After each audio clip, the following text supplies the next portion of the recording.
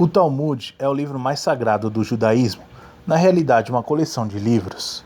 Sua autoridade toma precedência sobre a Torá no judaísmo. Evidência disso pode ser encontrada no próprio Talmud, Erubim 21b, edição Sonsino. Meu filho, seja mais cuidadoso na observância dos escribas do que nas palavras da Torá. A supremacia do Talmud sobre a Bíblia no Estado israelense pode também ser vista no caso dos judeus etíopes negros.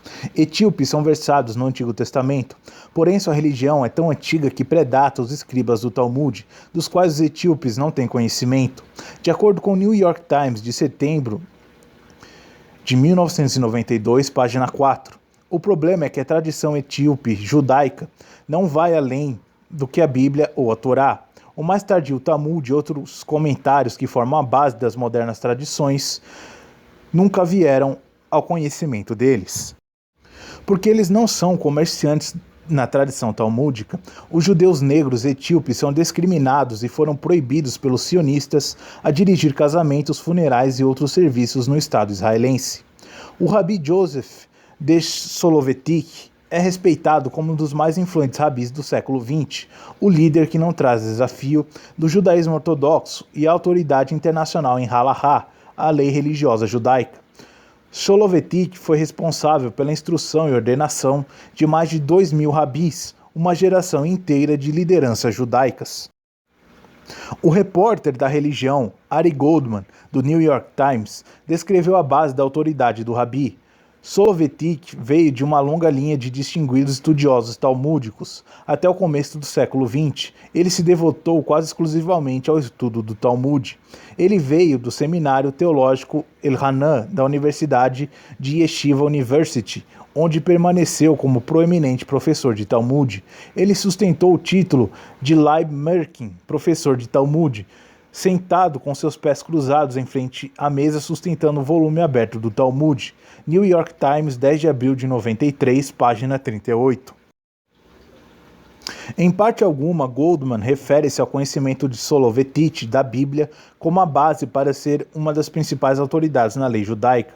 As credenciais do rabi estão todas estabelecidas sobre sua maestria no Talmud. Outros estudos são claramente secundários. O britânico Jewish Chronicle, de 26 de março de 93, declara que na escola religiosa Yeshiva, os judeus são dedicados ao Talmud com a exclusão de qualquer coisa a mais. O Talmud anula a Bíblia. Os escribas judeus reclamam que o Talmud é parcialmente uma coleção de tradições que Moisés deu-lhes em forma oral.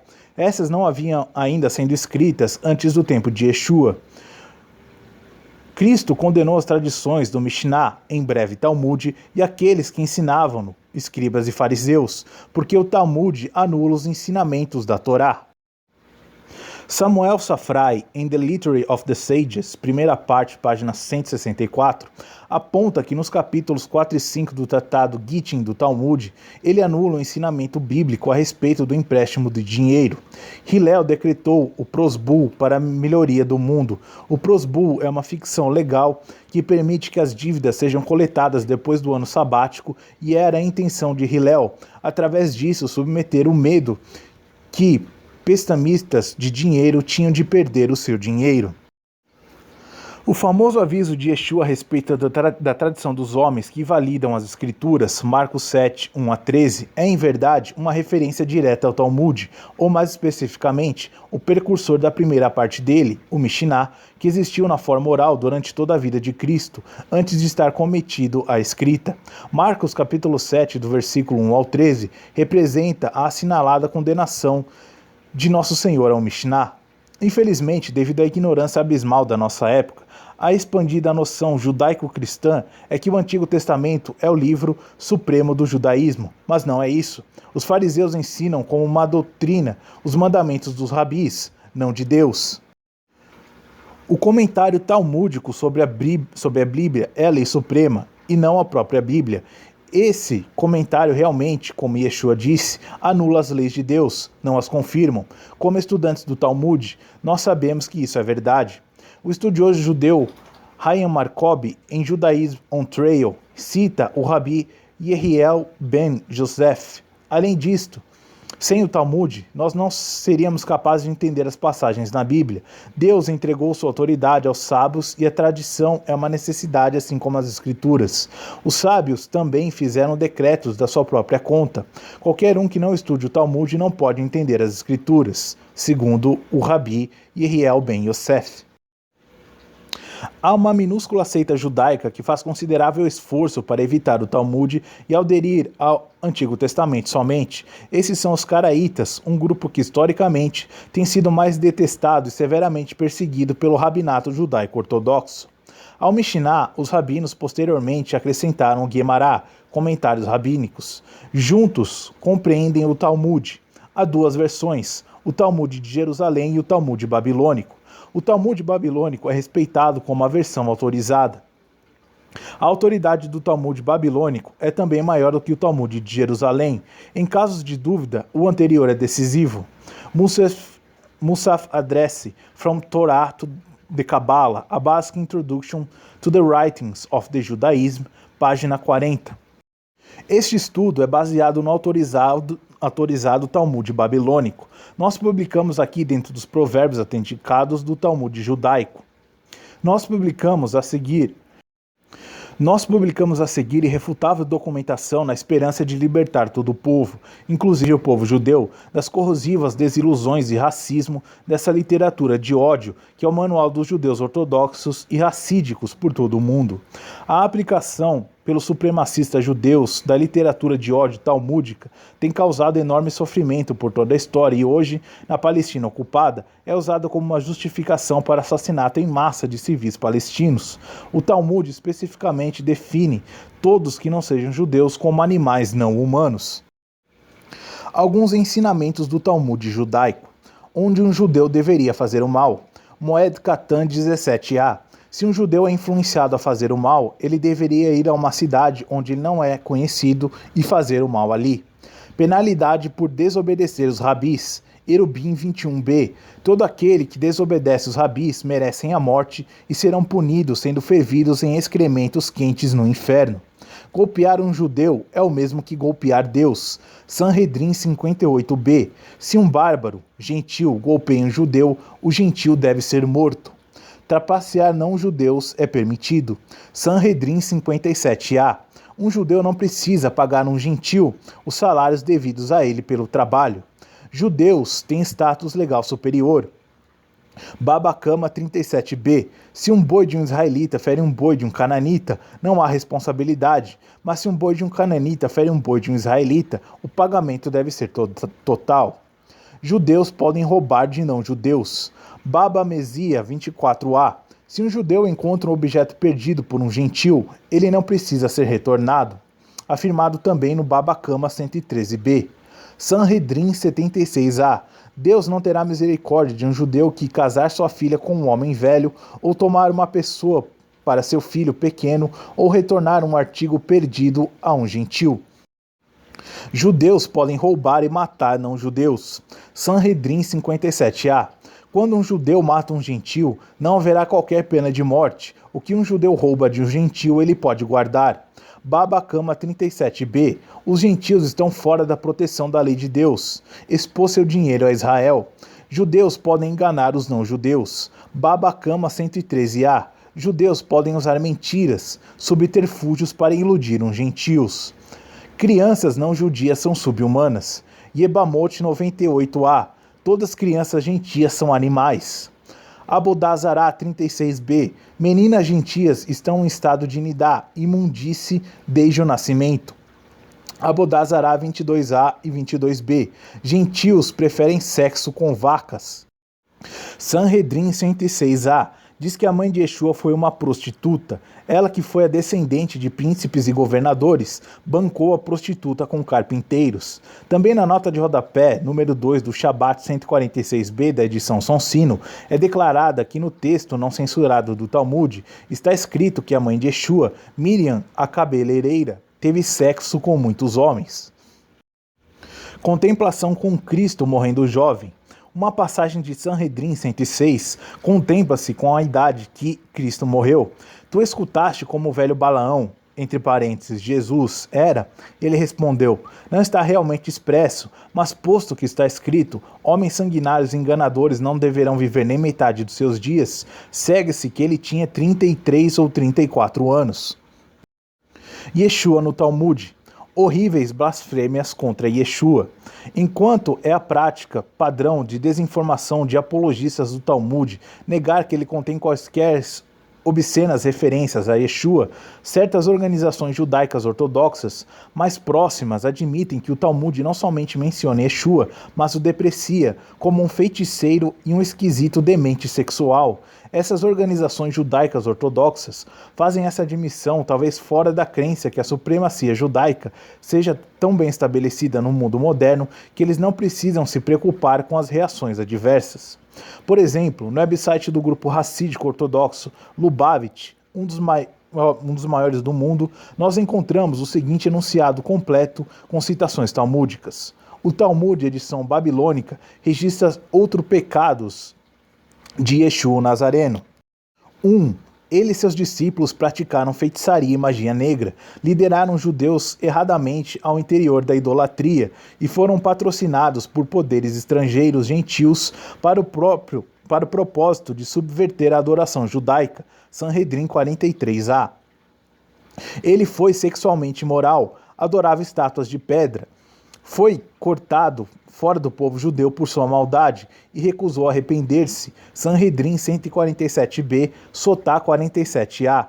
Ele ensinou bruxaria no Egito e, para executar milagres, usou procedimento que envolviam cortar sua carne, que é também explicitamente banido na Bíblia. Shabô 147b. Vamos examinar mais adiante algumas dessas passagens anti-Yeshua do Talmud. Gitin 57a disse que Yeshua está no inferno sendo fervido em excrementos quentes. Sanhedrin 43a disse que Yeshu, e na nota de rodapé 6 da edição Sonsínio, Yeshua, o Nazareno, foi executado porque ele praticou bruxaria.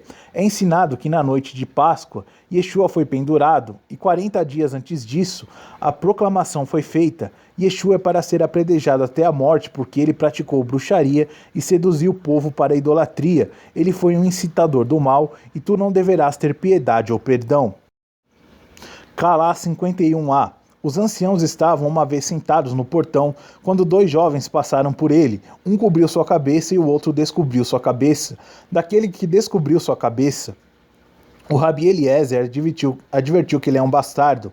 Rabi Joshua advertiu que ele é o filho de uma nidá, uma criança concebida durante um período de menstruação de uma mulher. Rabi Akiba disse que ele é um tanto um bastardo quanto um filho de uma nidá. Eles disseram: o que induziu você a contradizer a opinião de seus colegas? Ele respondeu: eu provarei isso a respeito dele. Ele moveu-se para a mãe do jovem e descobriu que ela estava no mercado vendendo feijões. Ele disse a ela: minha filha, se você responder à questão, eu oferecerei a você, eu trarei a você o mundo vindouro, a vida eterna. Ela lhe disse: jure para mim. Rabi Akiba, tomando o juramento com seus lábios, mas anulando-o em seu coração, disse a ela: qual é o status do seu filho? Ela respondeu: quando eu entrei no quarto nupcial, eu estava em nidá, menstruando, e meu marido afastou-se de mim, mas meu melhor homem teve intercurso comigo e esse filho nasceu de mim. Consequentemente, a criança era um tanto bastardo quanto o filho de uma nidá. Declarou-se: bendito seja o Deus de Israel que revelou esse segredo ao Rabi Akiba. Em acréscimo ao tema que Deus recompensa mentirosos espertos, a discussão precede do Talmud. É realmente sobre Yeshua, o filho bastardo que descobriu sua cabeça e foi concebido na sujeira da menstruação. A mãe adúltera do garoto nessa história do Talmud é a mãe de Cristo, chamada de Miriam às vezes, Miriam a cabeleireira no Talmud. O Edito Príncipes do completo código da lei talmúdica, a Mishneh Torah de Maimônides, cheia não somente com os mais ofensivos preceitos contra todos os gentios, mas também com ataques explícitos a Yeshua, depois de cujo nome o autor adiciona piedosamente, pode o nome do mal parecer. Dr. Israel Shaká, Jewish History, Jewish Religion, página 21. O Talmud contém umas poucas referências explícitas a Yeshua. Essas referências são certamente não lisonjeiras. Parece haver pouca dúvida que a descrição da execução de Yeshua na noite da Páscoa refere-se a Yeshua. A passagem em que a punição no inferno de Yeshua é descrita também parece referir-se a ele. É uma parte da polêmica anticristã datando do período pós-70. Ryan Markob, Judaism on Trial, página 26 e 27. De acordo com o Talmud, Yeshua foi executado por uma corte rabínica própria por idolatria, incitar outros judeus à idolatria e desprezo à autoridade rabínica. Todas as fontes clássicas judaicas que mencionam essa execução são totalmente felizes em tomar a responsabilidade por isso. Na descrição talmúdica, os romanos não são mesmo mencionados. As descrições mais populares, que foram todavia tomadas com total seriedade, tais como o notório Toldot Yeshu, são até piores, porque em acréscimo aos crimes acima, eles o acusam de bruxaria. O nome de Yeshua era para os judeus um símbolo de tudo que é abominável, a sua tradição popular ainda persiste. A forma hebraica do nome de Jesus, de Yeshua, chamado por eles de Yeshu, era interpretada como um acrônimo para a praga. Pode seu nome e memória serem apagados, que é usado como uma forma extrema de abuso. De fato, os judeus ortodoxos antisionistas, tais como Neutrei Quarta, às vezes referem-se a Ezel como Ezel Jesus, e eu descobri em escritos religiosos sionistas expressões tais como Nasser Jesus e mais recentemente Arafat Jesus. Dr. Israel Shanak, Jewish History, Jewish Religion, página 97, 98 e 118. Talmud ataca todos os que rejeitam o Talmud. Rosh Hashanah 17a.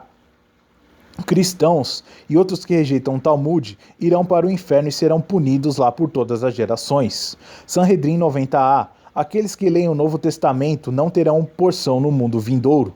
Shabat 116a. Os judeus devem destruir os livros cristãos, o Novo Testamento. Dr. Israel Shanak, da Hebrew University, Universidade Hebraica, relata que os israelenses queimaram centenas de bíblias do Novo Testamento na Palestina, ocupada em 23 de março de 1980. Jewish History, Jewish Religion, página 21. Ensinamentos doentios e insanos do Talmud. Gitin 69a. Para curar sua carne, um judeu deveria pegar a poeira que situa-se dentro da sombra de uma latrina, misturar com mel e comer. Shabat 41a. A lei regulando a regra sobre como urinar é um santo caminho que é dado. Yebamot 63a. Declara que Adão teve intercurso sexual com todos os animais no jardim do Éden. Yebamot 63a. Declara que a agricultura é a mais rude das ocupações. Sanhedrin 55b. Um judeu pode se casar-se com uma garota de 3 anos, especificamente 3 anos e 1 dia. Sanhedrin 54b. Um judeu pode ter sexo com uma criança enquanto a criança tenha menos de 9 anos de idade. Ketubot 11b. Quando o homem adulto tem intercurso com uma garotinha, não há nada. Yebamot 59b. Uma mulher que teve intercurso com um animal é adequada para se casar com um sacerdote judeu. Uma mulher que tem sexo com um demônio é também adequada para se casar com um sacerdote judeu. Abodazará 17a.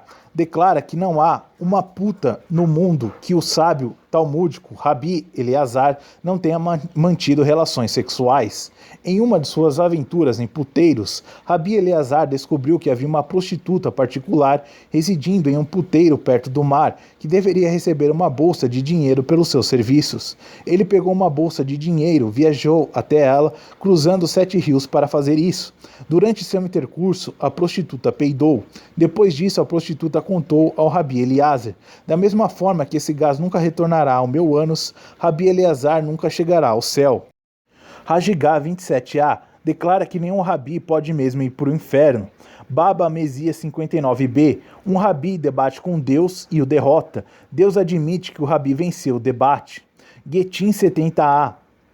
Os rabis ensinaram: chegando a uma latrina, um homem não deveria ter intercurso sexual até que ele tenha esperado tempo suficiente para andar meia milha, porque o demônio da latrina está com ele por aquele momento. Se ele fizer, seus filhos serão epiléticos. Gitim 69b. Para curar a ferida de pleura catarro, um judeu deveria pegar o excremento de um cachorro branco e misturá-lo com bálsamo, mas se ele puder possivelmente evitar isso, ele não deverá comer o excremento do cachorro conforme ele se desprenda dos membros. Pechaim 111a. É proibido para cachorros, mulheres ou palmeiras passarem entre dois homens. Nem podem outros andarem entre os cachorros, mulheres ou palmeiras. Perigos especiais são envolvidos se as mulheres estão menstruando ou sentando em um cruzamento. Menahot 43b e 44a. Um homem judeu é obrigado a dizer a seguinte oração todo dia: Obrigado, Deus, por não me fazer um gentil, uma mulher ou um escravo. Rituais farisaicos. Erubim 21b. Rabi Akiba disse-lhe: Me dê um pouco de água para lavar as mãos. Não bastará para beber, o outro se queixou. Bastará para lavar suas mãos? O que eu posso fazer? O anterior respondeu. Quando, por negligenciar as palavras dos rabis, alguém merece a morte, é melhor que eu mesmo devesse morrer do que transgredir a opinião de meus colegas. Esse é o ritual de lavagem das mãos, condenados por Yeshua em Mateus 15, versículos 1 a 9. Genocídios defendidos pelo Talmud. Tratados menores. Soferim 15, regra 10. Esse é o dito do Rabi Shimon Bar Yochai. Tob Shemet Goim Harog. Mesmo os melhores dos gentios deveriam ser mortos. Esta passagem é do original hebraico do Talmud babilônico, conforme citado pela Enciclopédia Judaica de 1907, publicado por Funk e Ognos, e compilada por Isidore Singer, sobre a entrada gentil, página 617. Esta passagem original do Talmud foi escondida na tradução. A Enciclopédia Judaica declara que, nas várias versões, o comentário tem sido alterado, o melhor entre os egípcios sendo geralmente substituído. Na versão Sonsino, o melhor dos pagãos, tratados menores, Soferim 41ab. No Purim de 25 de fevereiro de 94, o oficial do exército de Israel, Baruch Goldstein, um judeu ortodoxo do Brooklyn, massacrou 40 civis palestinos, incluindo crianças, enquanto eles ajoelhavam-se em uma reza em uma mesquita. Goldstein foi um discípulo do último rabi do Brooklyn, Meir Kahane, que contou à CBS News que o seu ensinamento que os árabes são cachorros é derivado do Talmud. O professor Ehud Sprinzak, da Universidade de Jerusalém, descreveu a filosofia de Kahane e Goldstein. Eles acreditam que é da vontade de Deus eles cometerem violência contra Goim, um termo hebraico para não-judeus. New York Daily News, 26 de fevereiro de 94, página 5. O Rabi Yitzhak Ginsung declarou: Nós temos que reconhecer que o sangue judaico e o sangue de um goi não são a mesma coisa. New York Times, 6 de junho de 1989, página 5. O Rabi Yaakov Perim disse: 1 milhão de árabes não valem a unha de um judeu. New York Daily News, 28 de fevereiro de 1994, página 6. Doutrina talmúdica. Não-judeus não são humanos. O Talmud define especificamente todos que não são judeus como não humanos, animais, e especificamente desumaniza os gentios, como não sendo descendentes de Adão. Eis algumas das passagens do Talmud que relacionam-se com esse tópico. Keritot 6b. Uso de óleo de unção. Nossos rabis ensinaram: aquele que derrama o óleo de unção sobre o gado ou vasilhames não é culpado. Se sobre os gentios, goim ou morto, ele não é culpado. A lei relaciona ao gado e vasilhames está certa, porque está escrito: sobre a carne do homem, Adão, não deverá ser derramado. Êxodo 30, 32. E o gado e o véssels não são humanos, Adão. Também com relação ao morto, é plausível que fique isento, pois que depois de morto, alguém é chamado corpo, e não o homem, Adão. Mas por que alguém é isento no caso dos gentios, goim? Eles não estão na categoria de homem, Adão? Não, está escrito: vós, ovelhas minhas, ovelhas de meu pasto, sois homens, Adão. Ezequiel 34, 31. Vós sois homens, Adão, mas gentios, goim, não são homens, Adão. Na passagem precedente, os rabis estão discutindo a porção da lei mosaica que proíbe aplicar o santo óleo aos homens. O Talmud declara que não é um pecado aplicar o santo óleo aos gentios, porque gentios não são seres humanos, não são de Adão. Um outro exemplo do tratado Yebamot 61a foi ensinado, e assim fez Rabi Shimon Bar Yochai, declara 61a que os túmulos dos gentios, goim, não transmitem impureza levítica por um ohel, ficar de pé ou curvado sobre um túmulo. Por isso é dito: vós, ovelhas minhas, ovelhas de meu pasto, sois homens, Adão. Ezequiel 34:31. Vocês são homens, Adãos, mas os idólatras não são homens, Adão. A lei mosaica do Antigo Testamento declara que tocar num corpo humano ou no túmulo de um homem transmite a impureza àqueles que o tocam. Mas o Talmud ensina que se um judeu toca o túmulo de um gentil, o judeu não é tornado impuro, posto que os gentios não são homens, não são de Adão. Do Baba Mesia 114b, um sacerdote judeu estava em um cemitério. Quando perguntou por que ele estava ali, em aparente violação da lei mosaica, ele respondeu que aquilo era permissível, posto que a lei somente proíbe judeus de entrar em contato com os túmulos dos homens, descendentes de Adão, e ele estava em um cemitério. Por isso foi ensinado pelo Rabi Shimon Bar Yochai: os túmulos dos gentios, Goim, não poluem. Para isso está escrito: vós, ovelhas minhas, ovelhas do meu pasto, sois homens, Adão. Ezequiel 34:31. Somente vós sois homens. Ezequiel 34:31 é alegada prova bíblica textual, repetidamente citada nas 3 precedentes passagens do Talmud. Mas Ezequiel 34:31, na realidade, não sustenta a noção talmúdica que somente israelitas são homens. O que esses racistas, rabínicos e antigentios ideólogos têm feito em afirmar as besteiras precedentes sobre os gentios é distorcer uma passagem do Antigo Testamento a fim de justificar a sua inveja cega. Em Beracot 58a, o Talmud utiliza Ezequiel 23:20 como prova do status subhumano dos gentios. Também ensina que qualquer um, até um homem judeu, que revele esse ensinamento talmúdico sobre não-judeus merece a morte, visto que o revelando torna os gentios irados e causa a repreensão do judaísmo. A citação talmúdica desse versículo de Ezequiel como uma prova textual é enganosa, posto que a passagem não prova que os gentios são animais. A passagem de Ezequiel diz somente que alguns egípcios tinham grandes órgãos genitais e emissões copiosas. Isso não prova de forma alguma, ou mesmo dá a entender, que os egípcios, sendo referidos assim na Bíblia, eram considerados animais. De novo, o Talmud falsificou a Bíblia por meio de interpretação distorcida. Outra passagem do Talmud que expõe Ezequiel 23:20 nesse modo racista são Araquim 19b, Beracot 25b, Nidá 45a, Shabat 154a e Yebamot 98a. Além disso, o texto original de Sanhedrin 37a aplica a aprovação de Deus somente para os salvadores de vidas judaicas. Moses Maimônides, defensor do extermínio. Nós examinaremos agora o comentarista pós-talmúdico Ramban, Moisés Maimônides. Esse reverenciado sábio ensinava que os cristãos deveriam ser exterminados. Ele tem a mais alta estatura no judaísmo. Moisés Maimônides é considerado o maior codificador e filósofo na história judaica. Ele é frequente e afetuosamente referido como Ramban, depois das iniciais do seu nome e título, Rabbeinu Moshe ben Maimon, nosso rabi, Moses filho de Maimon. Maimônides, Principal Edited by Arquecapan, Union of Orthodox Jewish Congregations of America, página 3.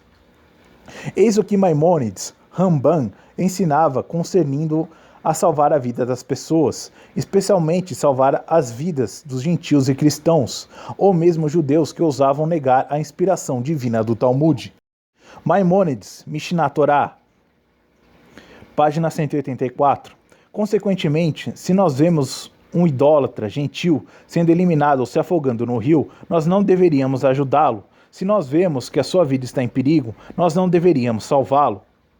O texto em hebreu da edição Feldheim de 1981 do Mishnah Torah também declara isso. Imediatamente depois da advertência de Maimônides, que é um dever para os judeus não salvar um gentil perecendo ou se afogando, ele nos informa sobre o dever talmúdico dos judeus dirigido aos cristãos e também dirigido aos judeus que negam o Talmud. Maimônides, Mishnah Torah, capítulo 10, página 184. É uma mitzvah, ou seja, um mandamento, porém, erradicar os traidores judeus, Minim e Apicorsim, e a induzi-los ao poço da destruição, posto que eles causam dificuldade aos judeus e influenciam o povo a se afastar de Deus, como fez Jesus de Nazaré e seus estudantes, e Tzadok, Baitos e seus estudantes. Pode o nome do mal apodrecer? O comentário do editor judeu, acompanhado e enunciado precedente de Maimônides, declara que Jesus foi um exemplo de um min, plural, minim. O comentário também declara que os estudantes de Tzadok eram definidos como aqueles judeus que negam a verdade do Talmud e que sustentam somente a lei escrita. De acordo com o Principles, página 5 de Maimônides, ele despendeu 12 anos extraindo toda a decisão e lei do Talmud e as dispondo em 14 volumes sistemáticos. O trabalho foi finalmente completado em 1180 e foi chamado de Mishnah Torah, ou Código da Torá. Maimônides ensinou em outra parte do Mishnah Torah que os gentios não são humanos. Homens somente, e não vasilhames, podem contrair impurezas por porte. O corpo de um gentio, porém, não conduz impureza por abrigá-lo. Um gentio não contrai impurezas, e se um gentio toca, carrega ou abriga um corpo, ele é como alguém que não o tocou. E o que isso parece? É como uma besta que toca um corpo ou o abriga. E isso se aplica não à impureza do corpo somente, mas a qualquer outros tipos de impureza. Nem gentios nem gados são suscetíveis a qualquer tipo de impureza. The Code of Maimonides, volume 10, traduzido por Herbert Dumby, da Yale University, 1954, páginas 8 e 9. A citação da lista de Schindler. O texto do Talmud babilônico, do Sanhedrin 37a, restringe a obrigação de salvar a vida para salvar somente vidas judaicas. O livro sobre censura hebraica, escrito pelos próprios judeus, Heisenhot Hashas, registra que alguns textos do Talmud usam a frase universalista: quem quer que destrua a vida de um único ser humano, é como se ele tivesse destruído o mundo inteiro, e quem quer que preserve a vida de um único ser humano é como se tivesse preservado o mundo inteiro. Porém, o Heisenhot Hashas aponta que essas não são as palavras autênticas do Talmud original.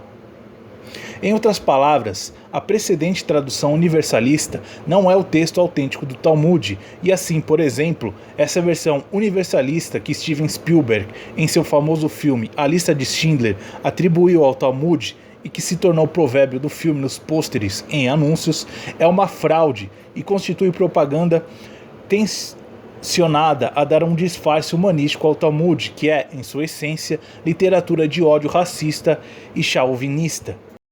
No autêntico original texto do Talmud está expresso que quem quer que preserve uma única alma de Israel é como se tivesse preservado o mundo inteiro.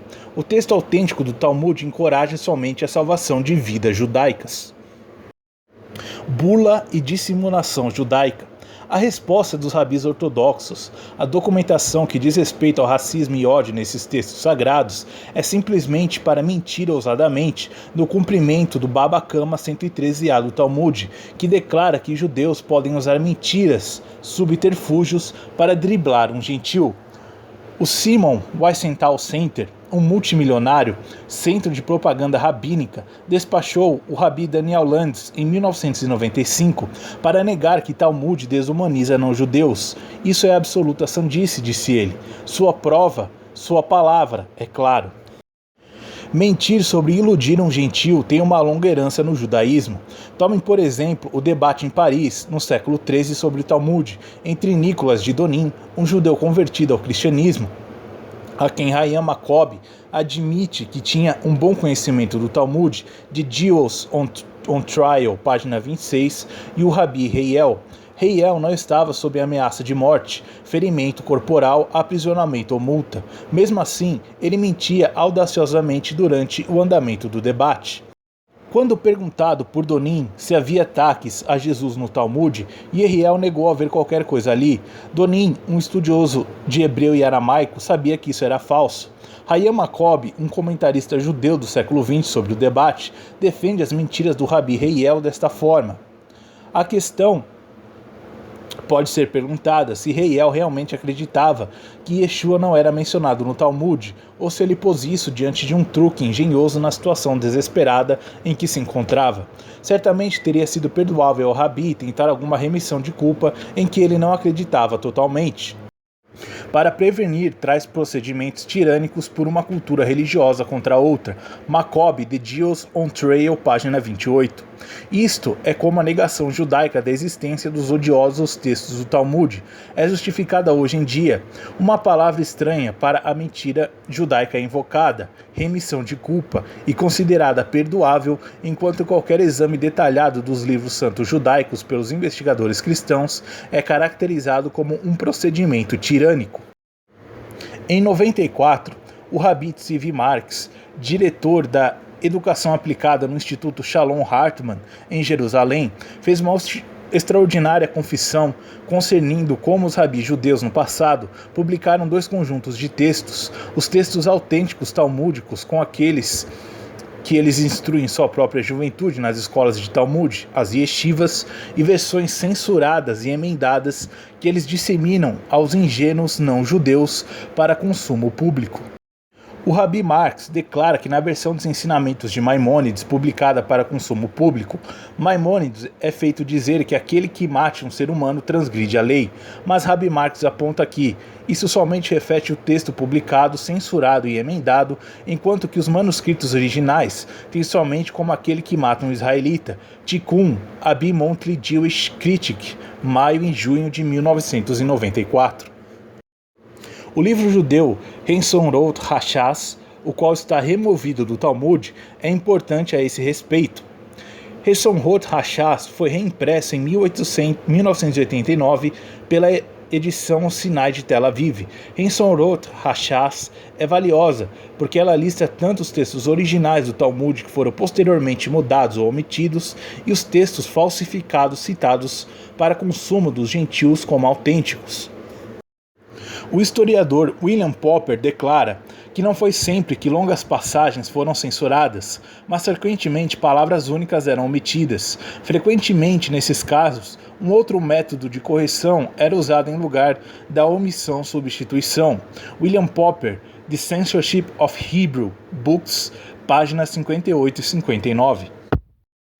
Por exemplo, os tradutores da versão Sonsino inglesa do Talmud às vezes invertem a palavra hebraica goim, gentios, sobre qualquer número de palavras disfarçadas tais como pagão, cutean, cushit, egípcio, idólatra, etc. Mas essas são na verdade referência aos gentios, todos não judeus. Notas de rodapé para certas passagens na tradução Sonsino do Talmud declaram: cutean, samaritano, foi substituído aqui para o original goi.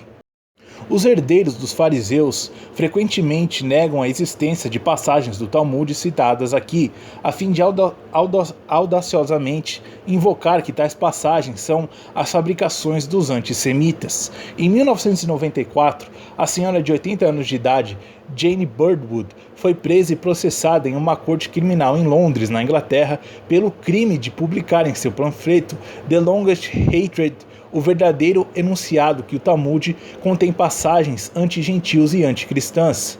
Ela foi acusada de violar o ato de ordem pública de 1986. No curso de seu julgamento oreliano por crime de pensamento, que foi ignorado pela mídia dos Estados Unidos, um rabi foi chamado como uma testemunha de acusação. O rabi procedeu a negar de maneira direta que o Talmud contém passagens antigentias e anticristãs, e na base do prestígio do rabi, essa mulher idosa e doente foi sentenciada a 3 meses de cadeia e multada no equivalente a $1.000. A reação judaico-cristã Talmud. Nem os papas modernos ou os chefes do protestantismo têm insistido que os rabis do judaísmo repudiam ou condenam o racismo no Talmud ou o ódio mortal para os cristãos e gentios expressos em seu interior. Pelo contrário, os chefes da igreja têm encorajado os seguidores de Cristo a obedecerem, honrarem e apoiarem os seguidores do Talmud. Portanto, deveria ser óbvio que esses líderes católicos e protestantes são os piores traidores de Cristo na terra hoje. Não-judeus são refúgios celestiais. De mais a mais, não somente cristãos, mas não cristãos de todas as raças, são reconhecidos como refúgios celestiais pelos professores do Talmud, tais como o fundador do Chabad Lubavitch, Rabbi Shenur Zalman, Isso foi analisado na revista judaica New Republic.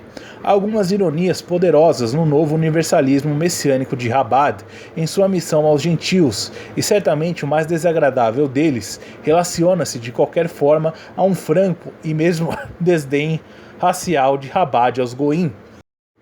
Teólogos judeus medievais, mais notavelmente o poeta e filósofo Judá Halevi, na Espanha do século XII, e o místico Judá Loew, na Praga do século XVI, procuram definir a distinção judaica racialmente de preferência e espiritualmente. Essa visão, de acordo com o que há algo inato superior a respeito dos judeus, foi reabilitada em sua mais extrema forma por Shenur Zarman.